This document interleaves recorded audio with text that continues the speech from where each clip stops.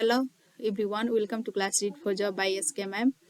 आप लोग को दशहरा की नवमी को हार्दिक शुभकामनाएं सभी को। जय माता दी।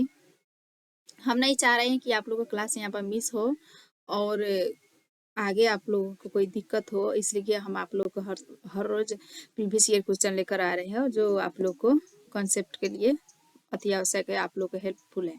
ओके, यहाँ पर देखेंगे हम 24 सितंबर है, मतलब 24 दिसंबर 2021 के जो ऑनलाइन पेपर हुआ है वही पेपर हम कराने जा रहे हैं, सीडीपी का है।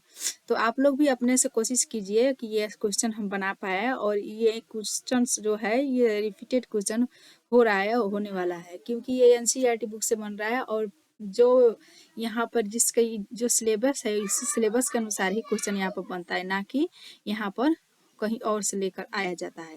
तो यहाँ पर देखेंगे मेरा हम लोग का जो यहाँ पर सीडीपी का है वो 30 नंबर का होता है, और सीडीपी चाइल्ड डेवलपमेंट पेडागोजी है तो 15 नंबर पेडागोजी होता है, 15 यहाँ पर पूरा ये साइकोलॉजी ही होता है सीडीपी में। तो देखेंगे हमारा क्वेश्चन आ गया, फर्स्ट आ गया, विकास के विषय में सही व्यक्तिक चुनियो। सही विकास क्रम मतलब चुनिए, विकास के विषय में सही क्रम चुनना है। तो क्या होता है विकास एक दिशीय और एक आयामी होता है नहीं, बल्कि विकास अनेकों तरीका से होता है और कभी भी हो सकता है। विकास निरंतर चलते रहता है। विकास जो है जन्म से लेकर कब्र तक होता है, ये कभी अस्थायी या स्थगित होने वाला नहीं होता है। ओके, यहाँ पर देखेंगे विकास परिवर्तनीय है। विकास जो है परिवर्तनीय है, किसी का विकास कुछ और होता है तो किसी का कोई कुछ और, कहीं अलग अलग प्रकार से विकास यहाँ पर होता है, एक तरह से विकास नहीं हो पाता है। ओके, तो ये हम ठीक मानेंगे, लेकिन 3 नंबर क्वेश्चन देखेंगे, विकास पूर्ण रूप से आनुवंशिकता से योजनाबद्ध होता है। यहाँ पर आनुवंशिकता और वातावरण दोनों से होता है, ना कि सिर्फ आनुवंशिकता से होता है। क्वेश्चन 4 आ गया, सभी व्यक्ति एक ही आयु और गति से विकास के पड़ाव में वो प्राप्त करते हैं। नहीं, एक सभी एक गति से नहीं, बल्कि अनेकों गतियों से यहाँ पर पढ़ा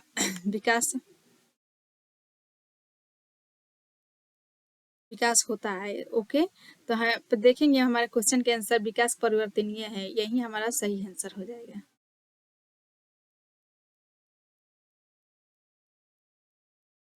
नेक्स्ट हमारा दूसरा क्वेश्चन है, निम्न में से विकास का कौन सा सिद्धांत प्रस्तावित करता है कि बच्चे अपनी भुजाओं पर उंगलियों से पहले मांसपेशियां नियंत्रित करते हैं। तो यहाँ पर देखेंगे अधोगामी है, शीर्षगामी है, यहाँ पे तथ्यों के स्वतंत्रता का सिद्धांत है, पदानुक्रम एकीकृत सिद्धांत। तो ये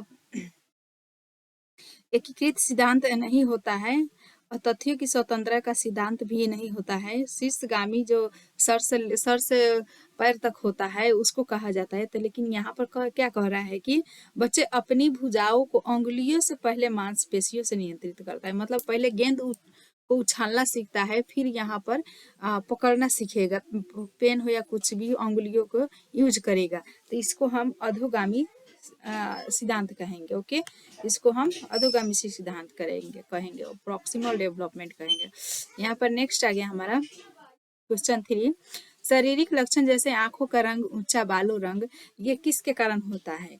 आपका वातावरण के कारण होता है या फिर आनुवंशिकता के कारण होता है, हेरिडिटी के कारण होता है। तो यहाँ पर देखेंगे जब आंखों का रंग हम तो बदल नहीं सकते, तो वातावरण में बदलाव होता है। उच्च बालों का रंग, उस बालों का ऊंचाई या उसका रंग किसी का भूरा या काला उसके नानी या माँ जिस तरह से होता है उस तरह से ही होता है। तो यहाँ पर किस कारण होता है? तो ये आनुवंशिकता के कारण होता है। ओके, सिर्फ मुख्य पर्यावरणीय कारण द्वारा सुनिश्चित होते हैं, ये गलत है। सांस्कृतिक कारण द्वारा नहीं होगा, सांस्कृतिक और वातावरण के बीच अंत क्रिया पर परिणामित जो होता है। तो यहाँ पर सिर्फ आंखों का रंग दिया है और कुछ नहीं दिया है, इसलिए ये वंशानुगत होता है। ओके, नेक्स्ट आ गया हमारा इंग्लिश हिंदी दोनों को देखेंगे। बच्चे के समाजीकरण के प्राथमिक संस्था कौन सा है? तो बच्चे के समाजीकरण का प्राथमिक संस्था जो है, प्राथमिक संस्था बोलेगा तो यहाँ पर परिवार आ जाएगा। जहाँ पर परिवार होगा ये हमारा प्राथमिक संस्था हो जाएगा, और विद्यालय, जनसंचार, धर्म, ये सब सेकेंडरी में आ जाएगा। ओके, और यही दोनों पूछा जाता है, तो आप लोग ध्यान में रखेंगे कि हम किस तरह से क्वेश्चन को अटेंड करें। नेक्स्ट आ गया हमारा, एक बच्चा सिर्फ मूर्त वस्तुओं के साथ ही समस्याओं का समाधान करता है। उसकी समस्या समाधान की यह विशेषता किस तरह के अंतर्गत आती है? जो एक बच्चा है सिर्फ चीजों को देख करके वहाँ समस्या का समाधान करता है, उसको वो कौन सी अवस्था का है? ये जीन पियाजे ने बताया है कि बच्चे का 4 चरणों में विकास होता है। तो संवेदी गामक जो जन्म से लेकर 2 वर्ष तक होता है, वो क्या कहे, वस्तु अस्थायी बच्चा होता है। पूर्व संक्रियात्मक अवस्था जो यहाँ पर 3 से लेकर के 6 वर्ष की अवस्था होता है, ये सिर्फ दूसरों का अनुकरण द्वारा सीखता है, और इसमें तेजी से बच्चे का शारीरिक या मानसिक विकास होता है। आप लोग ये पूर्व संक्रियात्मक अवस्था को बहुत ही महत्वपूर्ण मानेंगे विकास के लिए। ओके, मूर्त संक्रियात्मक अवस्था, यहाँ पर मूर्त बोल रहा है कि कोई बच्चा है जो सिर्फ मूर्त चीजों को देख करके वस्तुओं को समस्या का समाधान कर रहा है, तो यही हमारा आंसर हो जाएगा। ओके, मूर्त संक्रियात्मक अवस्था। और औपचारिक अवस्था जो होता है, ये होता है हमारा 9 वर्ष से 12, जो किशोरावस्था होता है उसी को यहाँ पर औपचारिक संस्थावस्था कहा जाता है, संक्रियात्मक अवस्था कहा जाता है। ओके, में लेकिन हम लोग को क्या चूज करना है? मूर्त संक्रियात्मक अवस्था, ये हमारा आंसर हो जाएगा। नेक्स्ट आ गया, नेक्स्ट पर चलेंगे और पीछे को आप लोग इस तरह से क्वेश्चन को पहचानते हुए और समझते हुए चलेंगे। अगर कोई आप लोग को डाउट हो रहा है तो आप लोग कमेंट के माध्यम से हमसे पूछ सकते हैं, हम आप लोग को डाउट सॉल्व करने की कोशिश करेंगे। अगर इस तरह से अगर आप लोग को नहीं समझ में आएगा तो कमेंट के माध्यम से लिखेंगे, तो हम आप लोग के लिए नेक्स्ट अगला जो हम एक वार्ता रखेंगे उसमें हम आप लोग को सबसे अच्छा से समझा पाएंगे, या फिर क्वेश्चन को देख करके हम दूसरे जो आएगा उसमें हम अच्छे से समझा देंगे। ओके, देखिए, लेकिन यहाँ पर देखेंगे, एक बच्चे ने यह मानसिक विचार बना लिया है कि वे सभी जीव जिनके पंख है और उड़ सकते हैं वे पक्षी हैं। तत्पश्चात उसने एक चित्र पुस्तिका में एक चमत्कार देखा और उससे स्तनधारी कहने की बजाय पक्षी ही कहा।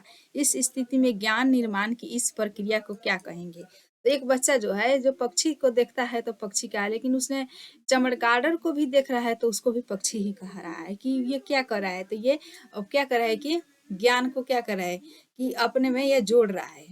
ओके, यहाँ पर जोड़ रहा है तो उसको क्या कहेंगे? समावेशन कहेंगे। ये समायोजन कर रहा है, नहीं कि पक्षी को देखा उड़ते हुए तो चमगादड़ को भी देख रहा है कि उड़ रहा है तो उसको समावेशन कर रहा है। ओके, हमारा आंसर यही हो जाएगा। नेक्स्ट हम 7 नंबर क्वेश्चन पर आ गए हैं, जो यहाँ पर देखेंगे, समीपस्थ विकास के क्षेत्र की संरचना किसने प्रतिपादित की है?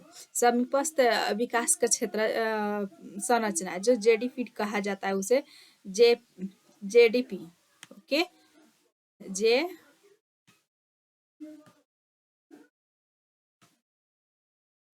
डी और पी, जोन प्रॉक्सिमल डेवलपमेंट इसे कहा जाता है।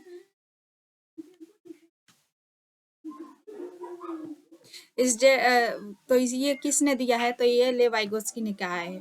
ओके, अगर आप लोग को जॉन प्रॉक्सिमल डेवलपमेंट नहीं रहती होगा समझ में, तो यहाँ पर देखेंगे इंग्लिश में देखे दिया है जॉन ऑफ प्रॉक्सिमल डेवलपमेंट। ये किसने दिया है?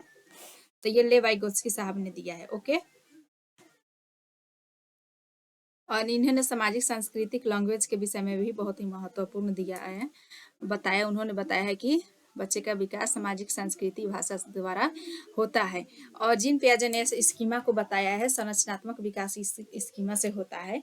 और देखेंगे वो बच्चे जो विकास होता है वो खुद निर्माण करता है, जीन पियाजे ने बताया, लेकिन वाइगोत्स्की ने अलग ही कहा है। यहाँ पर देखेंगे निम्नलिखित में से कौन सा कथन बच्चों के संज्ञानात्मक विकास के विषय में जीन पियाजे और लेवाइगोस्की विचारों के बीच मुख्य अंतर दर्शाता है? तो लेवाइगोस्की और वाइगोस्की और जीन पियाजे जो है एक ही बातों को अलग अलग प्रकार से बताया है। तो यहाँ पर कौन सा वहां पर बात है जो लेवाइगोस्की और जीन पियाजे ने बताया है? पियाजे बच्चे के स्वतंत्र प्रयासों द्वारा जगत को अनुभव करने पर जोर देता है, जबकि वाइगोस्की संज्ञानात्मक विकास को सामाजिक माना है, मध्यस्थ प्रक्रिया के रूप में देखता है। वाइगोत्स्की सामाजिक मध्यस्थ प्रक्रिया के रूप में देखता है। ओके, ये सही है, लेकिन यहाँ पर आगे भी देखेंगे पियाजे बच्चों को सक्रिय स्वतंत्र जीव के रूप में देखते हैं, जबकि वाइगोत्स्की उन्हें मुख्य वातावरण द्वारा नियंत्रित जीवों के रूप में